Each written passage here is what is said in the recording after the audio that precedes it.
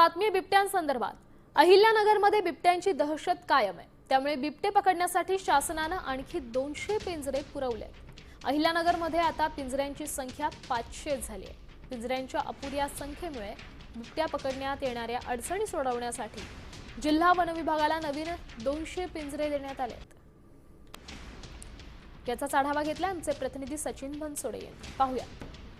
अहिल्यानगर जिल्ह्यामध्ये बिबट्यांची वाढलेली संख्या हा मोठा चिंतेचा विषय झालेला आहे। तर अनेक ठिकाणी बिबट्यांनी केलेल्या हल्ल्यात मानवांना जीव देखील गमवावा लागलेला आहे आणि त्यामुळे वन विभाग जे आहे त्या अलर्ट मोडवरती आहे। खरं तर जिल्ह्यात यापूर्वी पिंजऱ्यांची संख्या जी होती ती केवळ 300च्या आसपास होती, मात्र आता हे जे बिबट्यांचा वावर वाढलेला आहे आणि बिबट्यांची वाढती संख्या लक्षात घेता शासनाने आता अहिल्यानगरसाठी 200 अतिरिक्त पिंजरे जे आहेत ते पुरवलेले आहेत आणि नवीन पिंजरे या ठिकाणी जिल्ह्याला प्राप्त झालेले आहेत। आपण आता राहुरीचे जे डिग्रज आहे या ठिकाणी वन विभागाची रोपवाटिका आहे त्या ठिकाणी आहोत आणि त्या ठिकाणी हे नवीन पिंजरे जे आहेत ते दाखल झालेले आहेत। बिबट्यांची हे जे वाढती संख्या आहे ही लक्षात घेता शासनाने आता हे नवीन पिंजरे पुरवलेले आहेत। मात्र पिंजरे जरी पुरवले असले तरी वन कर्मचाऱ्यांची जी जिल्ह्यातली संख्या आहे ती कुठेतरी अपुरी आहे।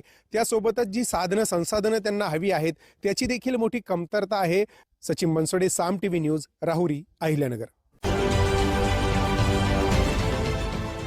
देश विदेशातील प्रत्येक घडामोडींचे लाईव्ह अपडेट मिळवण्यासाठी आता साम टीव्हीच्या सर्व सोशल मीडिया प्लॅटफॉर्मला लाईक, फॉलो आणि सबस्क्राईब करा।